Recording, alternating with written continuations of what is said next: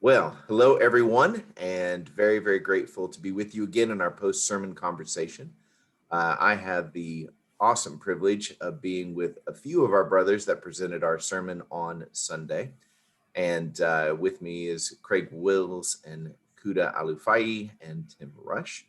And so we wanted to bring them on. We are missing Bob Logston. He was unavailable at this time. And so, Bob, you should do your own post sermon conversation where you pretend to be involved in your own video. So there you go. There's my challenge for today, Bob.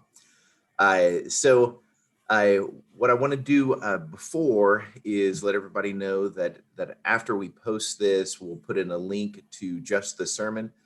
We did have a freeze on our stream for about 30 seconds, so we're now calling that the deleted scene. So if you want to see that scene, you will have to check out the link below on Facebook. But I did want to throw out just a few things that stuck with one of the people that heard the sermon, and I think it does give a nice just kind of overall thinking about what you guys were talking about. So these are her notes, and then she says, "This is what you got from your time. Who is Lord? The first of your heart, choosing carefully who we spend time with and allow to influence us, and specifically thinking in terms of our disciple relationships, opening up ourselves and developing closer relationships, the risk and reward of being together. We are all created in God's image and meant for relationships. Jesus has cemented our worth with the cross." And I've got a sheet of notes that I took as well, but it was just so rich. You guys sharing about this relationship that you've had. Now, I gave you some questions in the beginning, but I want to. No, we'll go with questions. I'm going to stay in order. All right, for your Oh, sake. So the first thing I want to ask is, it's one thing to be part of a group. It's another thing to say, "Hey, I'm willing to share this with the world." And so, why did you choose to participate in this video, in this sermon? I think for me, it's going to sound off, but it was scary for me. I knew that, and I feel like over the past few years, I've really challenged myself to step into uncomfortable, and that was definitely uncomfortable leading up to the morning of. But there was Tim had asked us to pray over being in that, and it just kept coming up. Yes, say yes. And so I said yes. And the other part of it is, I felt like if I know some people close to me that are struggling with joining together or just feeling a part of something. And so if I could be an encouragement and tell my part, then I wanted to do that. So those were a couple of reasons why I said yes.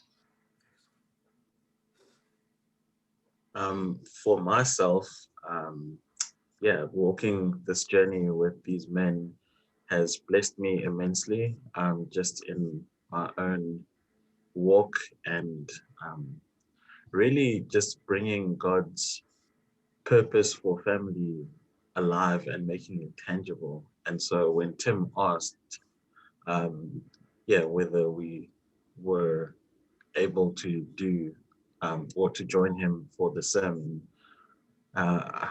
for me it was an immediate yes, because as I said, it's blessed me immensely, and to be able to kind of share in the hopes of inspiring people to step into something similar is just what was an instant yes for me. Thank you. Yeah, I thought we could have done a sermon that said, "Hey, join together," and it almost feel like we've not that we've covered that as much as we've mentioned it in each of our other sermons. Kind of, this is the fulfillment of where we're going with the rules of engagement.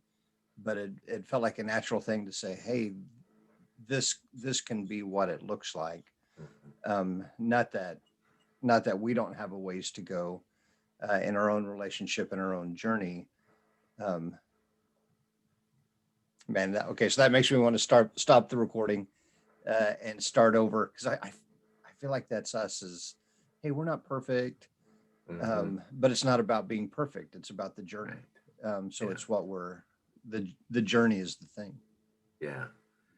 That does, from, we are always comparing ourselves to some point, some previous point in our life, some, hoped for future part of our life. We're comparing ourselves maybe to somebody else's life, which is never a fullness because we don't understand their life and what's going on with them. And I think that's really good. And I think what's fascinating to me is, if I had preached this sermon, or Tim, if you had just preached the sermon, it would have been good, Um, but hearing it through the lens of the other three's life, that was just really powerful. And and this is the nature of the kingdom, and I greatly appreciate just your spirit, of joining together. Especially, this is nerve wracking, and we can be understandably apprehensive, but to be able to press through and believe that God will do something with it first in our lives, not necessarily what impact will this have on others, but first, God, what are you doing with me in this moment, especially when I notice fear? And then second of all, not being worried about, how's this going to sound in comparison to other parts, other parts of my life or parts of your life, but rather just say, here's how I'm walking with God. And I love that. I loved it. So, Kuda, I believe you were the one that mentioned in the video, the dynamic of you. We have this choice, and there's millions of ways we could frame the choice, and there's certainly hundreds of ways in the Bible that's presented. But you landed on: are you a minister of reconciliation, or are you doing something for yourself? And that was very helpful to me. So, just among us, what are concrete ways a person could think about being a minister of reconciliation in their life right now?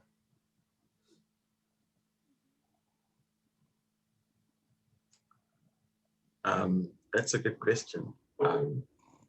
And if I had, if you had a day, I could talk about it all day. But yeah, thinking about that specific question and sort of practical ways, I feel just like having the opportunity um, to influence our circle of influence in a positive manner. Because if we all look around us, the world is just so broken and full of mistrust, and an opportunity to show kindness is a step towards being a minister of reconciliation. Just to be able to show a different way of living that isn't the status quo of, hey, um, I'm looking out for number one, but to step out and show, hey, like, you matter, we all matter, is that what sticks out to me as a practical way of being a minister of reconciliation. Yeah, Kuda mentioned in one of our conversations when we were asking about what has this group done for us, just that idea of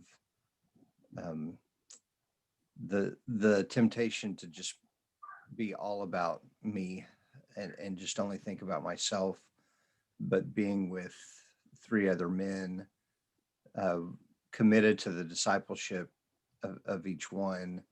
It draws us back into the reality of others thinking, and I love that phrase he used, the ministry of reconciliation, because it doesn't just draw us back into thinking about other people, but what we want for them, that we want something better and grace filled for them. We want restored relationships for them. Um, so when we're about that with each other, it even bleeds into our families. It bleeds into our other relationships of knowing, hey, uh, there is something proactive that I can do here, um, to to be about grace in your life.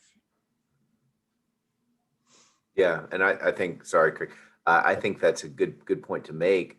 When we talk about being a minister of reconciliation, we're helping people reconcile with God ultimately.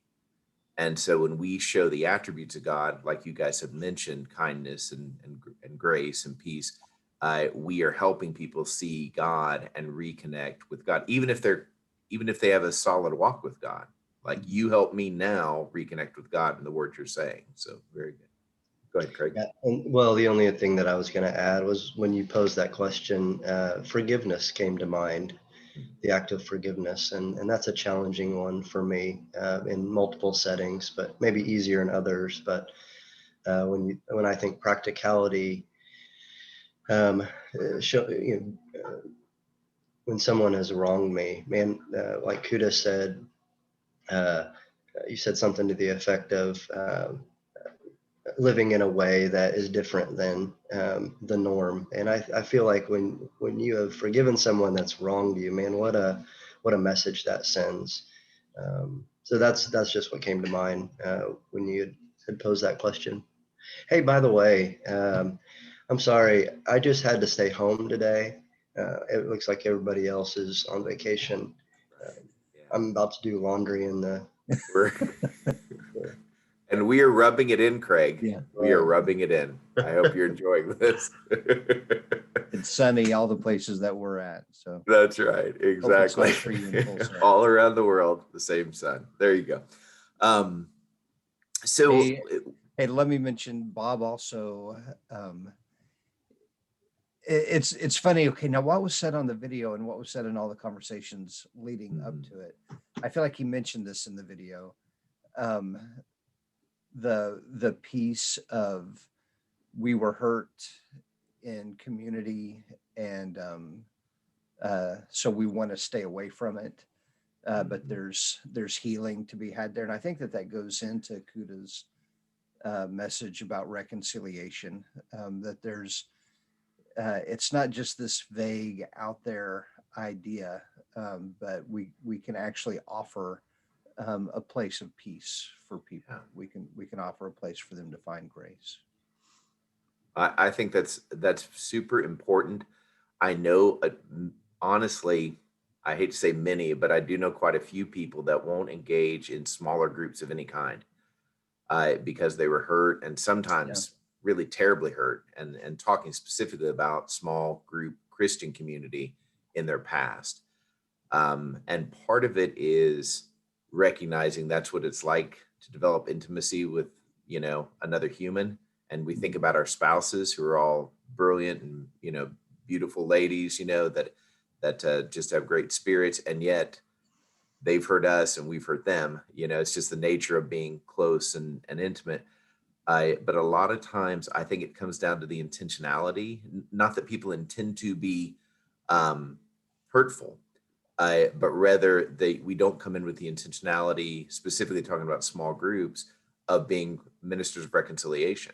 A lot of times we're thinking, what am I going to get out of this group? And why do I keep going to this group if I'm not getting anything out of it? Instead of coming in and saying, there's a million places I could be. Why did God have me here? And what are ways I can be reconciling here in this moment?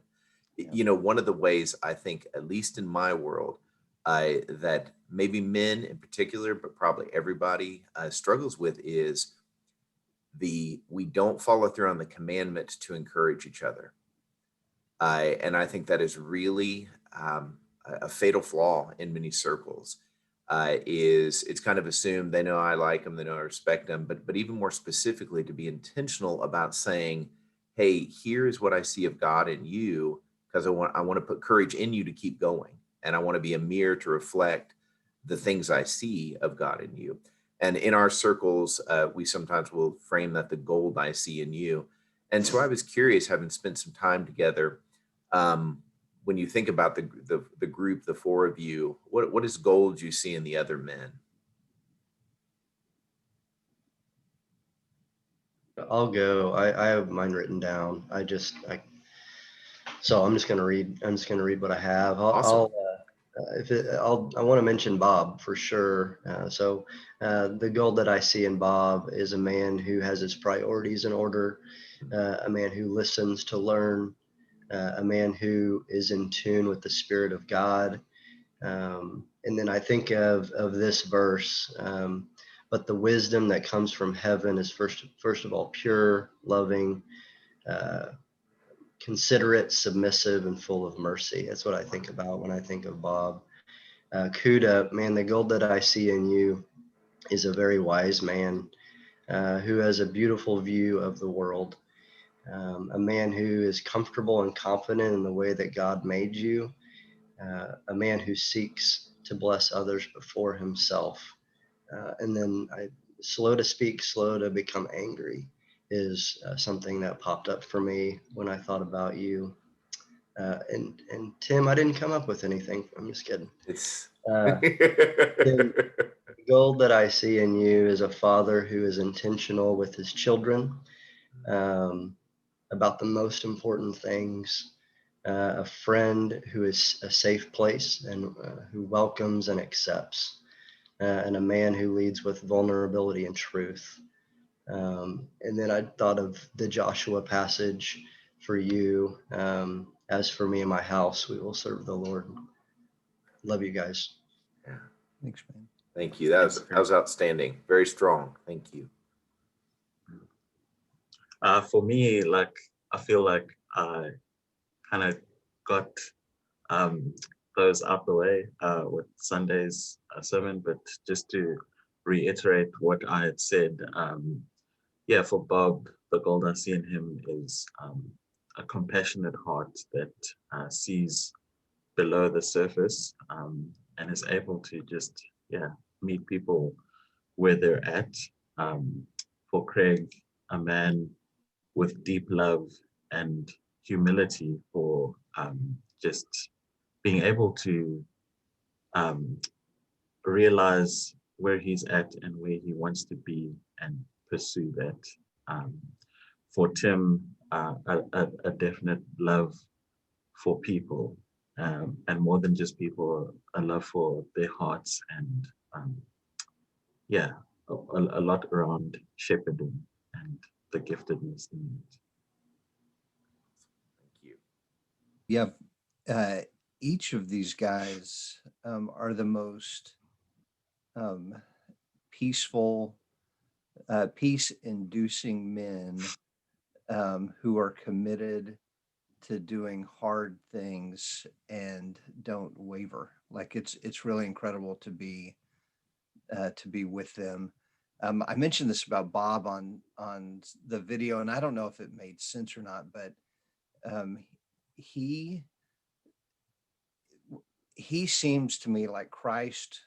What it'd be like to get to visit with Christ when Christ says, "Hey, how are you doing?" and you don't really want to say, but you know he knows. Like when you're with Bob, he just has this most peaceful intensity that uh, he presents. He really cares, and to not be honest with him would be less than what he wants from you. And it's a really intense piece. Um, yeah, Kuda is just a solid rock of um, man, peace and joy. He's not exuberant or over the top, but when you're with him, you just feel joyful that you get to be with him. It's as if the Holy Spirit, love, joy, and peace is just manifested uh, in his presence. And Craig is just one of the most steady men that I know. Craig is talented and gifted in so many areas, but he doesn't. Um, he's the most humble man to be so gifted. Um, he's Jason. He reminds me in that way of you, and that I always say um, ministers should only have one or two gifts and not all of them, because then it just gets annoying. But Craig is like that in life. He just has all the tools in his tool belt, and he doesn't mind helping you. Yeah, so just a humbleness that just comes out and makes him a safe person to ask, hey, need I need help. Um, yeah, I feel really blessed to get to work with these guys.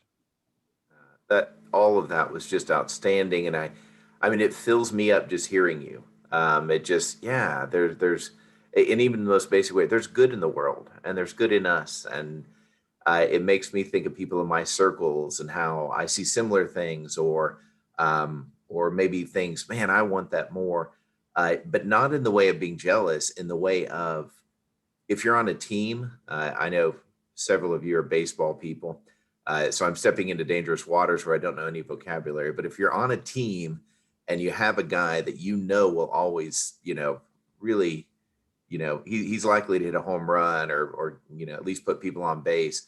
You're not mad that he's better than you. I mean, you may want to be as good as he is, but you're happy he's on your team. And when I hear that, I'm like, man, I'm so happy these people are on my team. And I think we try to build this into any place we can, a memorial at the end of our, not the end, but during our small groups, after you share a little of your journey, we try to do this to each other. And we're saying, here's how I see God in you, or the gold I see in you. And man, I think it's powerful practice. Real quick, how does it feel to receive that? And maybe especially the first time you received it in this way, like very intentionally, how does it feel to hear somebody else speaking of what they see in you?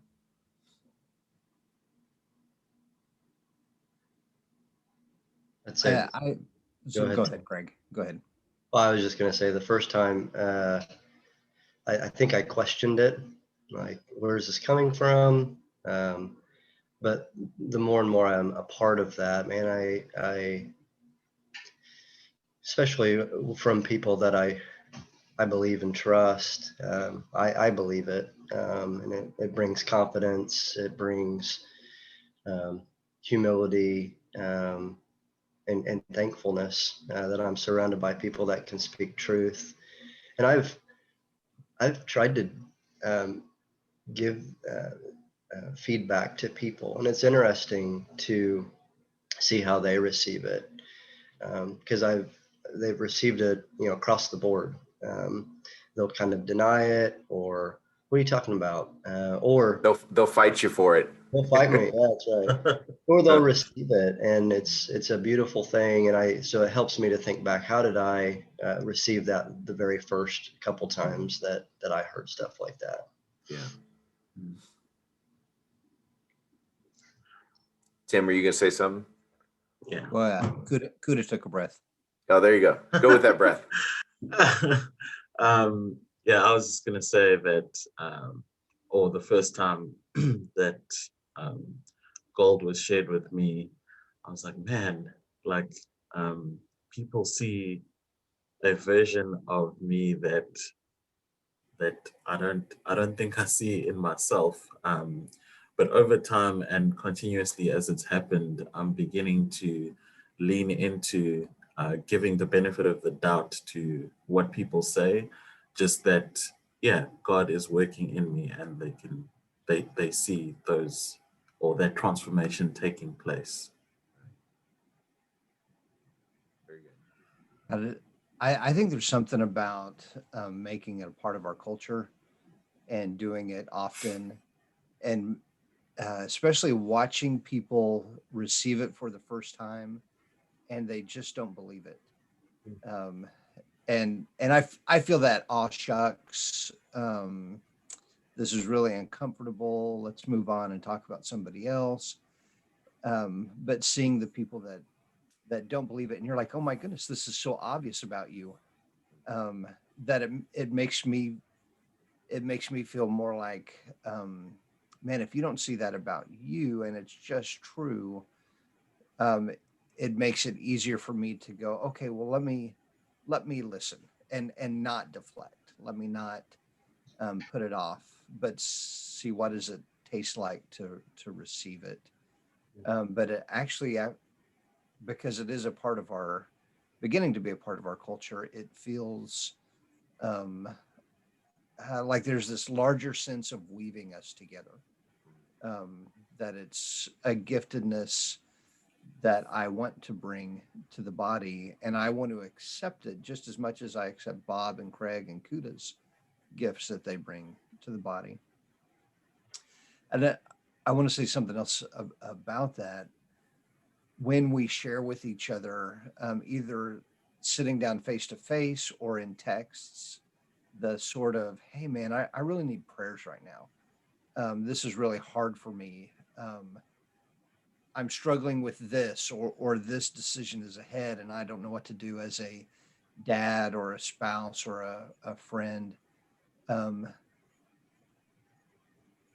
it frees me, to be honest, because I look at these guys that look just like Christ saying, I need help or I want prayers.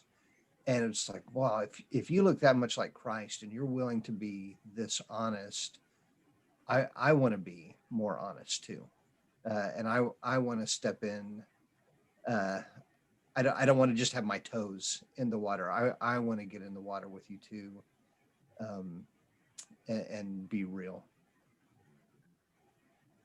Yeah, I think one of the things there, we could talk about this alone for an hour, easy. You talking about ministry of reconciliation all day. I mean, this dynamic of encouraging one another and creating an environment where you can give and receive. Because if we're commanded to encourage, and we are, then the corollary is we have to receive that encouragement.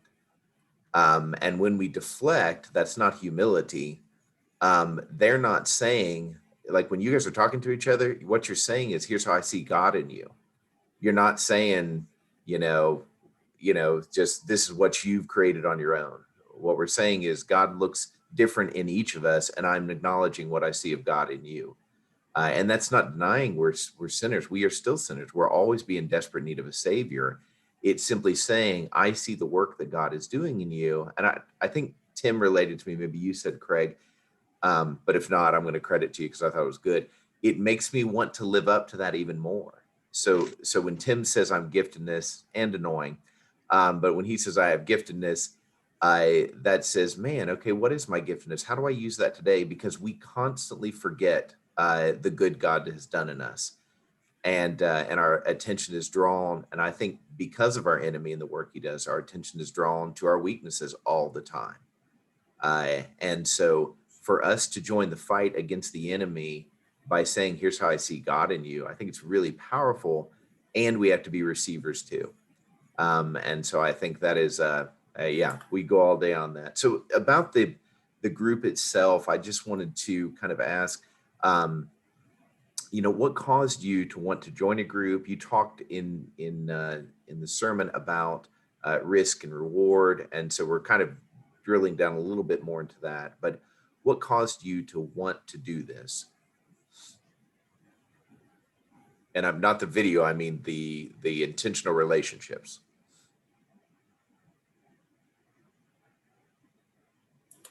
For me, it was born out of a need that I see for myself, to be a part of a community and to keep my vulnerability in front of me when I engage in community, just from the aspect of when I have time to myself to sit and stir in my own mind, I can very easily navigate to isolation, and then that births like I guess decisions that are not that are not considering my role as a minister of reconciliation. I can get very selfish with my time and things like that. So for me, I feel like it's a great need to be a part of community and to bring my whole self into community, just to help keep my heart soft to what God is trying to teach me in different situations, how I treat and interact with others, and also a great component is the learning aspect, like just being around a group of men who exhibit strengths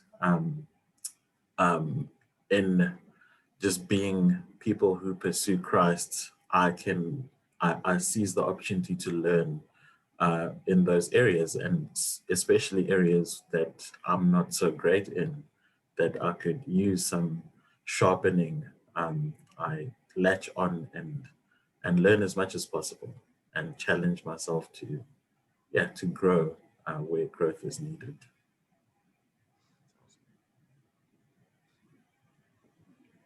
Yeah, what Kuda said. Excellent. No, I would just add, when Tim posed this, man, it was an easy yes for me. I think that the only area that I had hesitancy in was that we really didn't have a plan. Like, we're not going to study this book, or, this is what it's going to look like each time. So in my mind, that was the risk. What's it going to look like? And man, that's been such a blessing to, not that somebody doesn't come having prayed and have something on their heart. I mean, it always flows, and just, it's so good. But I operate well when there's a plan. But this has been so good for me to be flexible, and like Kuda said, the simple fact of just growing in relationship with men that I respect and love, and that I can learn from. Man, it's challenged me, and it's been really good. I think we had just been going through in our small groups. We had been spending time with Dallas Willard's, the chapter 9 of his Divine Conspiracy book. And it's about developing a Christ-like curriculum, focusing on discipleship. And I had just been thinking, what would that look like to really do that? To not just talk about discipleship, but to really do that. And it's one thing to outline, this is what a discipleship relationship ought to look like. And it's another thing to come together with other men and say, hey, I will commit to my discipleship and your discipleship. And for them to say, I will commit to my discipleship and I will commit to your discipleship. Man, that was a scary commitment to make. But it felt like the next logical step that I did not want to take. But yeah, so there was risk there, but it's been a freeing journey. I know that I made mistakes, or have made mistakes in how to do this. And so now I'm like, how much do I say? How much do I keep between us? But pretty early on, one of the guys said, hey, are you leading this, or are we leading this together? Because I asked, let's share the leadership in our discipleship walk together. It's not me discipling you, we're discipling each other, which made it for a very safe group of guys to ask. And someone said, do you have an agenda? Or are we all really going to lead this together? I was like, oh, yeah, let's lead this together. And man, it's been I feel like that question even set the tone to make this a relationship and not a one person driving the bus. Yeah, that is excellent. I like that this is a really new concept to people. Matter of fact, even, how do I say this, in leadership circles, in general, they talk about, in church leadership circles, they talk about discipleship. But it's a term that's not used in a how do I say this, in an everyday way. It's a churchy word, and has lost kind of its sense. The word disciple purely means learner. And so the way I think about it, and this would just complement what you said, Tim, is I'm not discipling you so much, or you're discipling me. We're both being discipled by Jesus, and we're sharing that journey together. And so, but I also am part of your discipleship and you're part of mine, kind of thing. Yeah. Instead of feeling this pressure that I certainly grew up with, that for you to disciple somebody, that means you had to have your stuff together. You had to know not just A to B, but you had to know A through Z. And you better get it right, because you may be the only Bible somebody will ever read. And it's just this high pressure dynamic. And who wants to start that? I am not your savior. I can never be your Jesus. And so I think that really discouraged us from investing in each other's lives because we didn't know how to do it. And God never says, once you know how to do it, come work with me. He says, just come work with me way before you know how to do it. And I think that call, I'm reflecting on, the original or the first apostles called, let's be fishers of men. Come with me and I'll make you fishers of men. They had no idea what he was talking about. They certainly didn't know it's going to end up in their death. I'm guaranteeing you that one, but it's that kind of thing that he said, you don't have to be ready. You just have to be willing. And meaning I'm all for preparation, but that's not the key to our relationship with God. So I really appreciate that. Thinking specifically about others that may, watch this and say, man, I want that in my world, in my life. And we understand there are seasons. There are seasons that you need to be more just you and God, but there are also seasons in a general sense in your life, you need to have people too. And it's part of the way God wired us. Somebody referred to that in the sermon as the idea of it's John 17, where he says, I want them to be like we are, the Father, Son, and Spirit. I want them to have that kind of relationship and that kind of connection. So anything you would think of if somebody were asking, okay, how would I form a group like this? What would your encouragement, your recommendations be?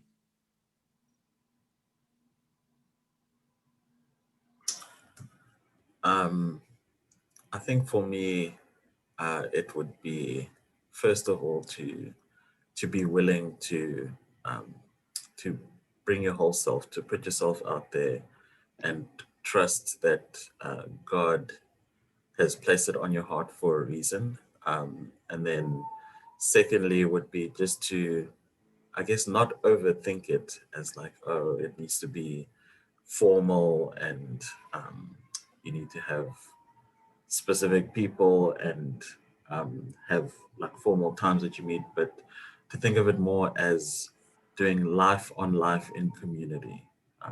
Just the idea that we're living real lives and there is ups, there's downs, but the beauty of it is that God has made us relational, and we thrive with connection. At least I do thrive on connection, thrive on just living life together with others in community. Yeah, can I throw in, Kuda, would you identify yourself as an extrovert or an introvert? Definite introvert. Introvert, yeah. So we're not talking about an extrovert. He's simply saying that I do believe God created us with the need to connect. And that doesn't mean you have to connect with everybody. Jesus did not connect all the time with everybody. Matter of fact, even with his 12, he'd shrink that down to 3, oftentimes. But still, even he had that need built into him to connect with others. I just wanted to point that out, because usually people say, well, extroverts need that. And it's like, no, everybody needs it. They just need it in different ways. Mm. Very good. Yeah. What would you guys say to that? How would a person form a group like this one? I would add, well, yeah, Kuda's already said it, but I think prayer is really important, and feel like that's the answer I'm supposed to say, but it's so true. It'll be interesting to see what Tim says, because he was the visionary and he was the one that, put it into action. But anybody could have done that. And God placed it on his heart to reach out. And I feel like that's a key element, is if this is something that you want for yourself, whether it looks like this or looks like something else, pray for it. And see what God's going to do, because it might not look exactly like this. And I love what Kuda said about, well, the word evolving come to mind when you were talking, Kuda, because I don't know that we could have pictured what ours looks like now at the very beginning. And I just be open, I think maybe is something that you said, Kuda. Be open to whatever God has for you. I think this is also a place that I feel safe, that I can be myself. Uh, and that's really important too. I'm not trying to impress anybody, and I can come with my whole self. I think that adds to, you know, the deeper relationship part of that. Yeah. One of the things I think of is counting the cost, um, recognizing what are you willing to pay for it. And this is a simple thing, but um, the time that we can consistently meet together is 6 o'clock in the morning. So when it's every other week, um, which that's been our probably our more usual schedule than not. Um, we decided what's a good time for us that we can know this won't just be haphazard, but that we can commit to. And so at 6 o'clock in the morning was the time that would work well. Um, so so there's a cost um, that each man was willing to pay. Um, and if you're starting from zero, then I would encourage you to think about a small group. Step into a small group and imagine what it's not just getting together with people, but how is it about discipleship? What speaks to you in the small group? What encourages you? What scares you? And then prayerfully ask. So, who can I ask to take one step deeper in this journey?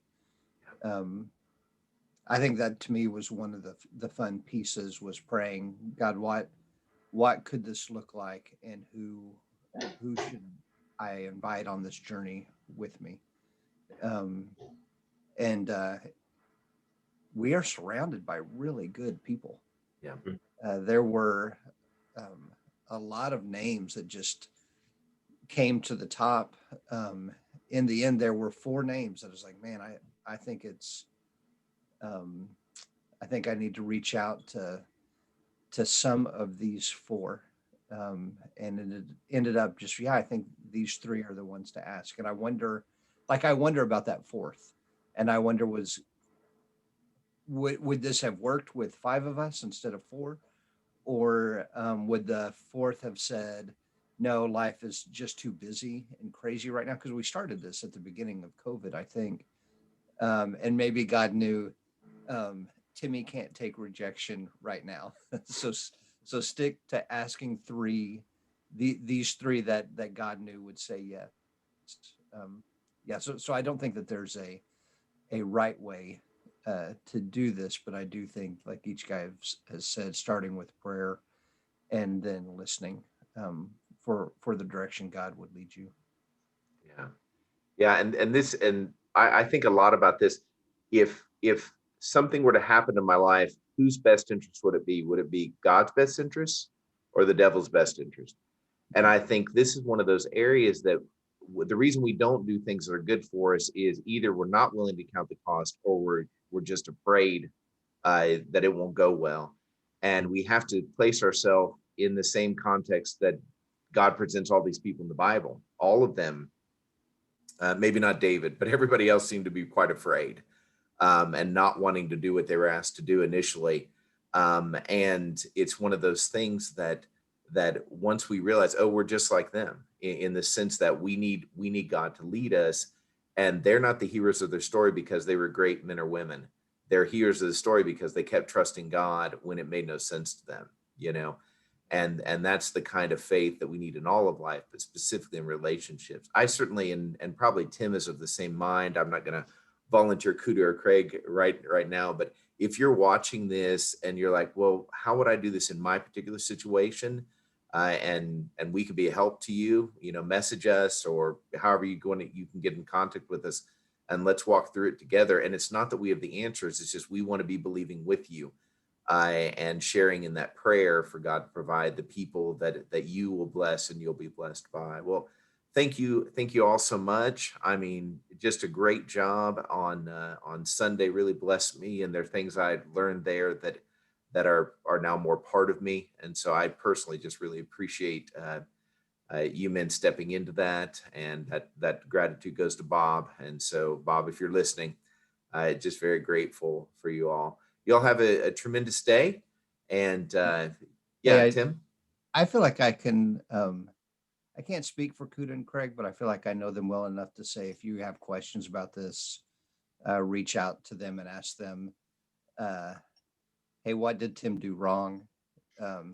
So that I don't repeat that. Yeah, I think you could ask them a lot of questions, and they're full of wisdom. That's good. Excellent. Bob as well. Bob, you're not here. Call Bob first. We'll throw him under the bus. And Bob's kids are awesome too. If you want to ask them a question, we're just volunteering the whole family. Yeah. Thank you all so much, and God bless you all this week. Thank Thanks, you. you too.